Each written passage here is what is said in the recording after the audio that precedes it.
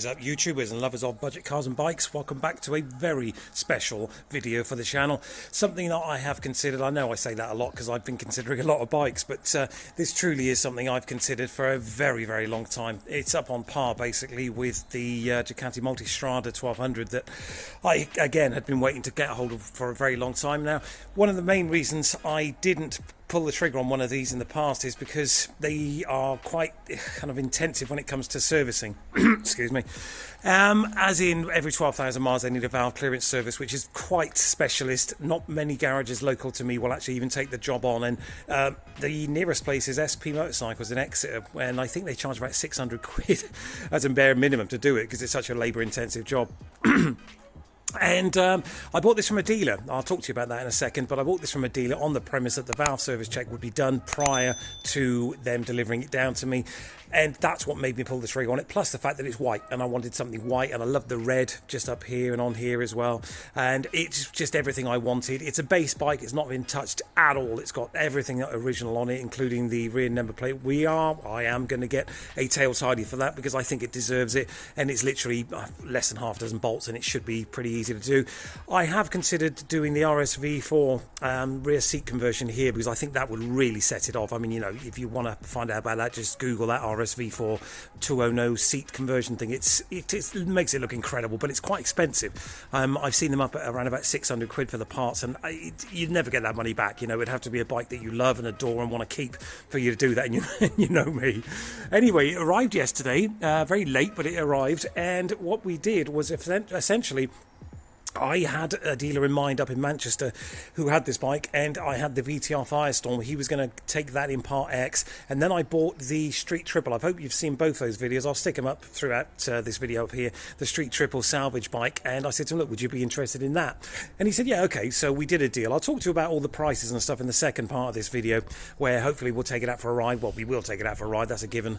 And I'll tell you all about how the deal went down and everything else, but essentially he took both those bikes and gave me this, and I gave him an X amount of cash, and it arrived yesterday. I didn't have much of a chance to go through it, so we are literally looking at this together for the first time.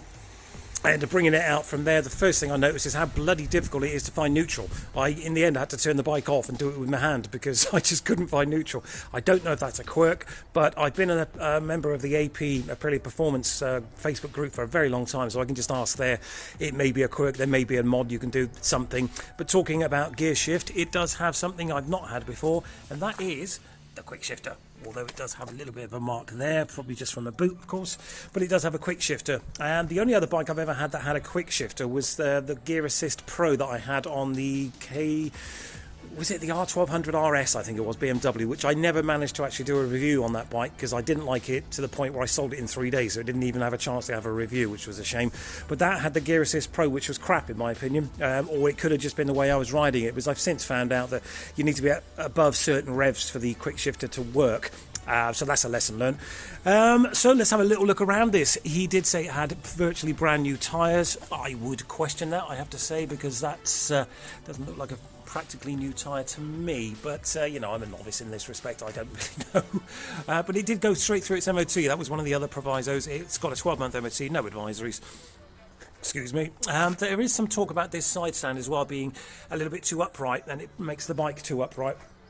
I've not found that, to be quite honest, but I do park it on a slight lean to the left anyway, so that's not a problem. It does have the charging point there as well, which is very useful because it is now almost the end of November, so this will be going away for the winter. I won't actually ride this now until the spring of next year. I know that sounds terrible, but I won't because the roads are too slippery, it's too bloody cold, and I'm too bloody old. Simple as that, basically.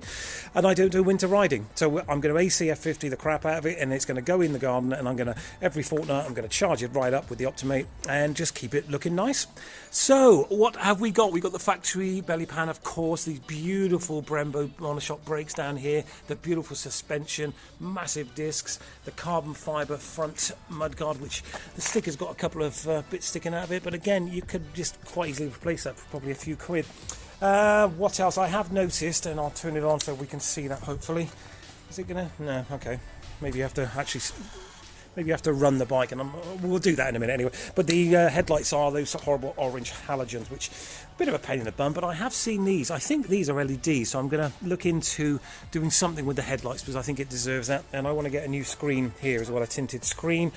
Possibly some bar end mirrors, because again I think that would look really nice on there, some bar end mirrors. Looks absolutely stunning from this angle, although it does need a little bit of metal polishing going on just on the yoke here. I think I did look for a yoke protector, but I haven't been able to source one yet. It would be quite complex to do it. I think you'd have to take the bars off and then put it down and put it all back together. One thing I did notice straight away, and I don't know if it will show up on the camera, is this scratch right here on the dash. Didn't mention that. This is the problem when you buy a bike that you haven't seen, isn't it, really? I mean, I noticed it straight away. There's no marks on the bike per se that I've seen. It's got a standard seat as well, as I said.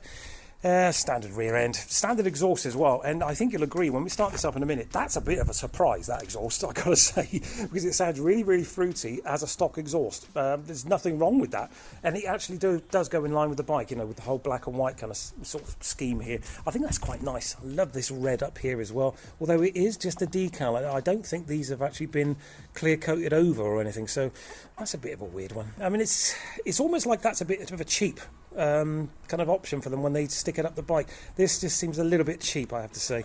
I like the red and the white, don't get me wrong, but just slapping a sticker on there, I don't know, I think it just feels a bit cheap to my mind. Nice indicators as well, although I don't know whether I would what to do, because if I change the rear tail to a tail tidy, I can change the indicators to those flowing ones, which are quite nice, because they're not expensive. They're about 10 quid a set now, and I think flowing, you know the ones I mean, these go like the Audi ones basically. I think that would look nice. I might look into that, do a little bit more research. I'm not going to go much further than that, to be honest. There is a tiny little mark on this engine case as well, and I have considered getting a couple of engine case covers for these, because they do them and they're very cheap. They're literally 120 quid a set for both sides, obviously. Beautiful swinging arm. I just love the polished chrome, or polished aluminium, I guess, is it, on these. Just love the way that looks. Chain looks good, everything looks good, and I cannot wait to get out on this bike. There are a couple of tiny little marks perhaps on the frame here, but you know, it is a 2015 bike, I forgot to mention that, with 15,199 miles. I am a bit surprised that the valve clearance service wasn't done at 12,000 miles. That does concern me slightly, but it could have been, and there just isn't a record of it. The other point of that is, when I took the bike from the guy, as I said right at the beginning of this video, it was on a proviso that they would do the valve clearance service for me, and he took it to his guy who deals with Aprilias, and apparently he wouldn't take it anywhere else, yada yada yada. He said, I put all the info for the valve clearance service in the service pack for you. I'm like, great. I opened up the service pack last night. All there is an A4 scrap of paper with some numbers written on it from the clearances, which that's not going to be much good to me when I go to sell the bike on, is it? That's a bit of a shame. He said he's going to send me a copy of the invoice via email when he gets it. So I'm assuming it's one of those situations where this garage does X amount of work for him and then invoices him every 3 months or something. So when he gets that invoice, I'm real fingers crossed he's going to send that over, because without that, it's all hearsay. And that's what stopped me buying these bikes in the past. A lot of people turn around and say, oh, my mate Dave down the road, he did the valve clearance service. He used to work for Aprilia. That's no good to me. You know, it's such an important job on these bikes that you need proof that it's been done. He did, however, send me photographs of it at the garage with the engine totally stripped, and I can call them up, because it was the same guy, I think, this Bill Smith Motors. I think it was the same guy who is on that number plate that did the service, so I can always give them a call and see if they'll send something over, you know. But it would be nice to think the dealer would do the right thing and send it over, because when I go to sell this bike, because you know me, invariably I sell bikes even if I love them to bits, I'm going to need that service to be a record of that, a proper record of that service.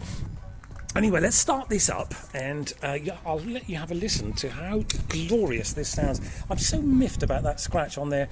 It's a shame. I mean, there was another one for sale that I almost bought, and it had all cracks all across here. Anyway, let's start this up.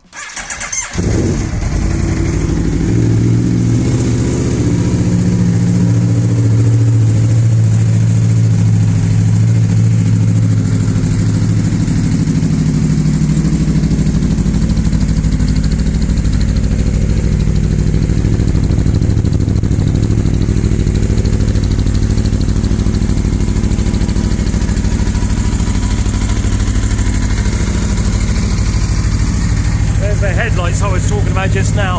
It's got an LED in the middle here, but then it's got these nasty looking orange ones here, so I'm going to look into changing those out for maybe in some Philips Extreme Vision, or I mean, I'll go on the forum and find out. But listen to that exhaust, that's a stock exhaust.